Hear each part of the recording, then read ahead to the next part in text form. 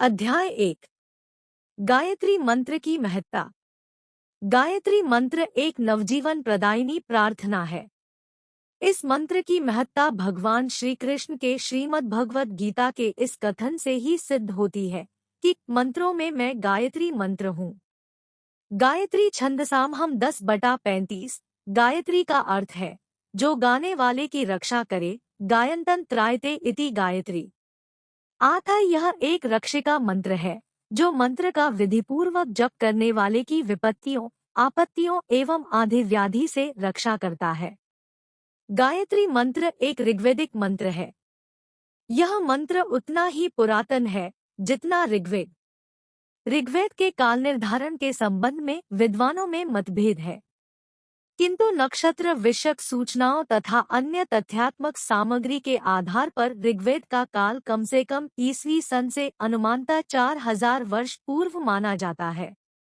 अतः गायत्री मंत्र विगत 6000 वर्षों से अपने उपासकों की रक्षा करता आ रहा है।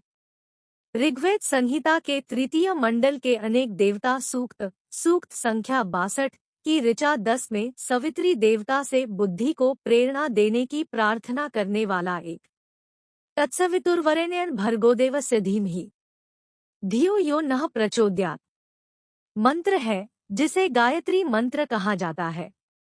उक्त ऋचा में यह मंत्र इस प्रकार है। इस ऋचा को यजुर्वेद संहिता के 36वें अध्याय में भूर्भुवः स्वः जोड़कर उद्धृत किया गया है। प्रत्येक मंत्र के प्रारंभ में का उच्चारण आवश्यक है। अतः यह मंत्र इस प्रकार है। भूर्भुवः स्वः तत्सवितुर्वरेण्यं भर्गोदेवस्य धीमहि धियो यो नः प्रचोदयात्। उत्तरकालीन वैदिक साहित्य में इस मंत्र को अनेक स्थानों पर उद्धृत किया गया है। इस मंत्र का जप संध्यावंदन विधि में सूर्य प्रार्थना के रूप में किया जाता है तथा बुद्धि एवं तेज प्राप्त करने के लिए स्वतंत्र रूप से भी इसका पाठ किया जाता है। वेदोत्तर साहित्य में गायत्री मंत्र की प्रशंसा में इसे वेदमाता एवं वेदोपास्या कहा गया है। छांदोग्योपनिषद के अनुसार सभी स्थावर जंगम पदार्थ वेदमाता गायत्री की बहिरंग शक्ति के परिणाम है। गायत्री या वा इदं सर्वम 3:12-1। इसी प्रकार शतपथ ब्राह्मण में गायत्री की सर्वरूपता प्रतिपादित की गई है 19 जून 2002 एवं ऐत्रेय ब्राह्मण में तो गायत्री को साक्षात ब्रह्मा ही बतलाया गया है या गायत्री तत् ब्रह्मैव ब्रह्मा व गायत्री 3:3-34-3-1। बृहदारण्यक उपनिषद में गायत्री मंत्र को सूर्य मंत्र सावित्री कहा गया है 5:14-5। उपनिषदों की भांति पौराणिक साहित्य में भी गायत्री मंत्र का गुणगान अनेकत्र किया गया है। कुल पुराणों में तो इसका मानवीकरण कर गायत्री देवी के रूप में वर्णन किया गया है तथा इसे ब्रह्मदेव की एक शक्ति मानकर गायत्री और सरस्वती को एक ही माना गया है। वराह पुराण में गायत्री की स्तुति में गायत्री को सरस्वती कहा गया है। कमलासंजय देवी सरस्वती नमोस्तुते 28-29। मत्स्य पुराण में वर्णित कथा के अनुसार ब्रह्माजी के आधे स्त्री रूप भाग का नाम शत्रुपा हुआ तथा शत्रुपा ही सावित्री, सरस्वती, गायत्री एवं ब्राह्मणी नामों से जानी जाती है। पद्म पुराण में गायत्री को ब्रह्माजी की पत्नी कहा गया है और इसका ध्यान इस प्रकार बताया गया है। श्वेता त्वं श्वेतरूपासे शांकेन समामता विभ्रति विपुलाभूरु कदलीगर्भ कोमलो ऐनश्रिंग करे गृह्य पंकजच्च सुनिर्मलम वसाना वसने क्षोमे रक्ते चीदभुत दर्शने। गायत्री मंत्र में उपासना, स्तुति, ध्यान एवं प्रार्थना आदि का समन्वय है। इसे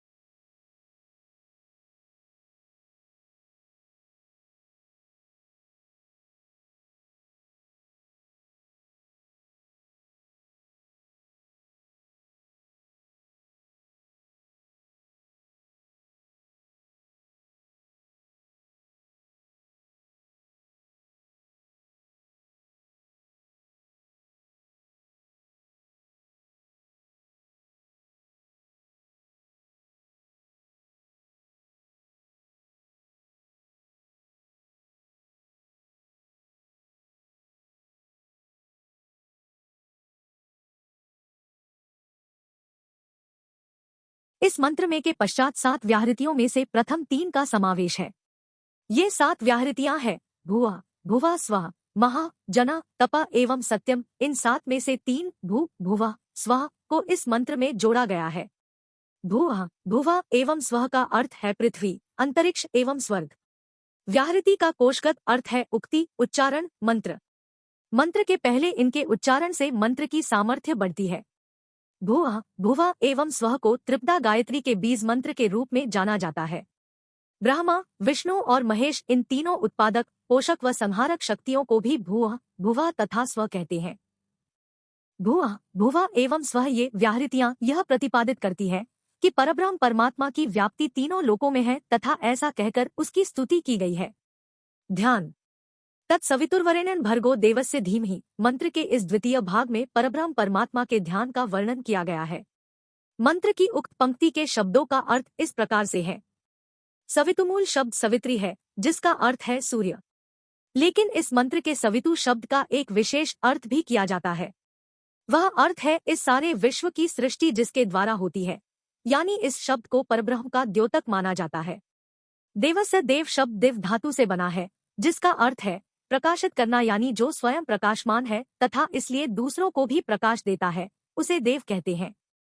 सवितुः देव अर्थात वह परब्रह्म जिसके कारण सारा विश्व प्रकाशित होता है। तत्तक यह सर्वनाम है जिसका अर्थ है वह। कुछ विद्वान इसे सवितु से जोड़ते हैं और कुछ भर्ग से। यदि सवितु से जोड़े तो अर्थ होगा वह सवितु, और यदि भर्ग से जोड़े तो अर्थ होगा वह लोक विख्यात तेज। वरेण्यम भर्ग इसका अर्थ है पूजनीय श्रेष्ठ तेज। धीमहि इसका अर्थ है ध्यान करना या आराधना करना। आथा तत्सवितुः वरेण्यम भर्गोदेवस्य धीमहि का अर्थ हुआ वह परब्रह्म जिसके कारण समस्त विश्व प्रकाशित है और जिसका तेज पूजनीय एवं श्रेष्ठ है। ऐसे परब्रह्म का ध्यान करता हूँ। प्रार्थना। धियो यो नः प्रचोदयात् इसका अर्थ है वे हमारी बुद्धि को प्रेरणा देवे, यानी वह परब्रह्म हमारा सही मार्गदर्शन करे, हमें सद्बुद्धि दे।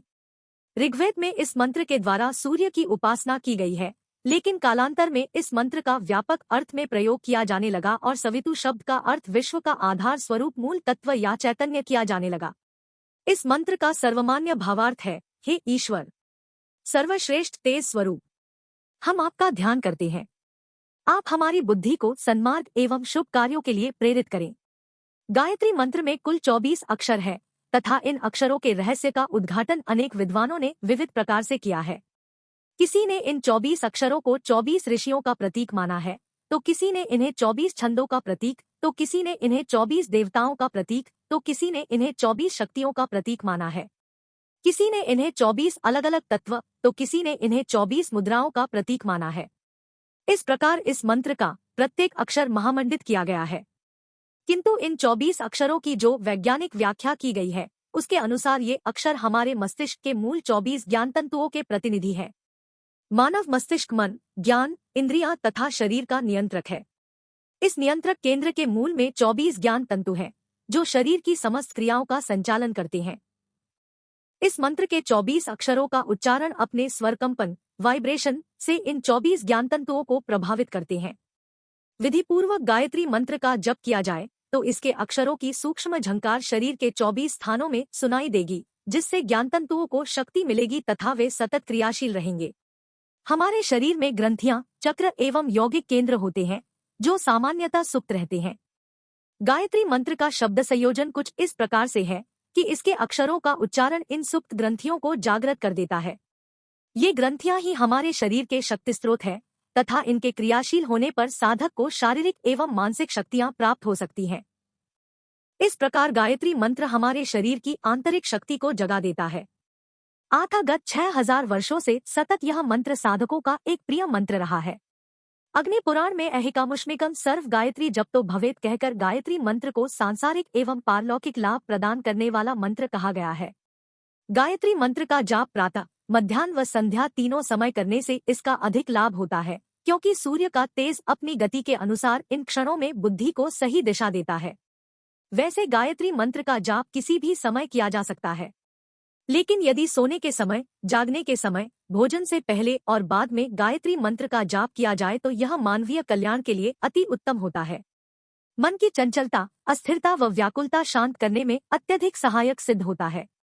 गायत्री मंत्र के उच्चारण से अनेक प्रकार के कंपन प्रकट होते हैं, जिनका अवचेतन मन तथा समस्त मस्तिष्क पर विलक्षण प्रभाव होते हैं, जो बुद्धि की स्मरण शक्ति को तीव्र करते हैं तथा व्यक्ति को निर्भय बनाते हैं। गायत्री मंत्र के हरेक अक्षर से आध्यात्मिक व भौतिक शक्ति प्राप्त होती है और इसीलिए यह मंत्र इतना अधिक महत्वपूर्ण है।